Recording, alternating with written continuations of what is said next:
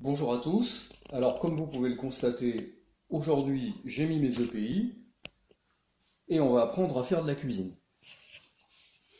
Bon, trêve de plaisanterie, je vous invite chez moi. Mon épouse n'est pas là parce que sinon je pense qu'elle me dirait rapidement d'aller faire de la mécanique ailleurs que dans la cuisine. Mais on va apprendre à contrôler un thermostat. Donc comme on l'a déjà vu, le thermostat comporte une capsule ici dans laquelle il y a de la cire et il doit s'ouvrir. Le problème c'est que évidemment à température ambiante, le thermostat est fermé. Celui que vous avez ici sous les yeux a une température d'ouverture de 71 degrés. Alors la température elle est notée dessus, mais j'ai pas un téléphone de suffisamment bonne qualité pour qu'on le voit écrit. Mais dessus, c'est bien marqué 71 degrés. Ce qui fait qu'à 71 degrés, on devrait voir normalement le clapet ici s'ouvrir et laisser passer le liquide de refroidissement vers le radiateur. Pour le contrôler, j'ai tout simplement pris une casserole dans laquelle on a fait chauffer de l'eau. Alors, pour que ça aille plus vite, évidemment, j'ai commencé de faire préchauffer, parce que sinon on en avait pour un moment. Et là, je vais remettre en route le chauffage, tranquillement, et puis on va monter petit à petit en température. Voilà.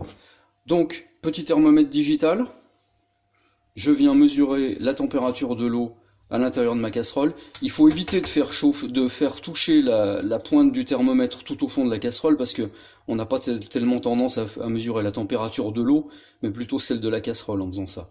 Donc je le décolle légèrement du fond. Voilà, là on est à 64. Et je vais venir plonger le thermostat dans l'eau chaude. Je viens placer mon thermomètre à peu près ici au niveau. Bon là on a légèrement dépassé, on est à 72 degrés. Mais trempé dans l'eau chaude, là on s'aperçoit petit à petit que le thermostat est en train de s'ouvrir. Voilà, le clapet ici, là où j'ai la pointe de mon thermomètre, le clapet est en train de s'ouvrir petit à petit. Voilà, là on est à une température de 72 degrés, 72, 73, donc on a dépassé la température de début d'ouverture de notre thermostat, et puis quand on regarde bien, là on est en train de voir là qu'il s'ouvre clairement, quoi. Et si je le prends à la pince, comme ça, évidemment je mets pas les doigts dans l'eau chaude, je vois qu'il est ouvert, ici, là. Là on voit bien que la circulation est permise. Si, juste pour vous montrer, si je le retrempe dans l'eau froide, alors je sais pas si vous allez arriver à voir, mais on voit petit à petit que le thermostat là est en train de se fermer, tranquillement.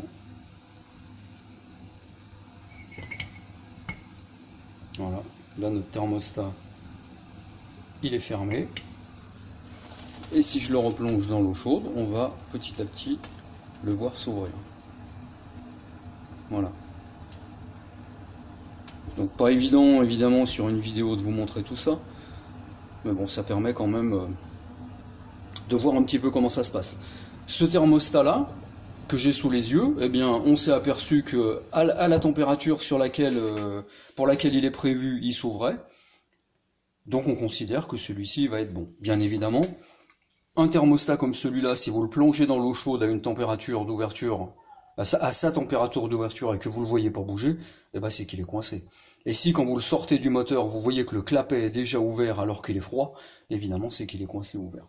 Voilà, un petit contrôle tout simple du thermostat qu'on peut faire tranquillement dans sa cuisine.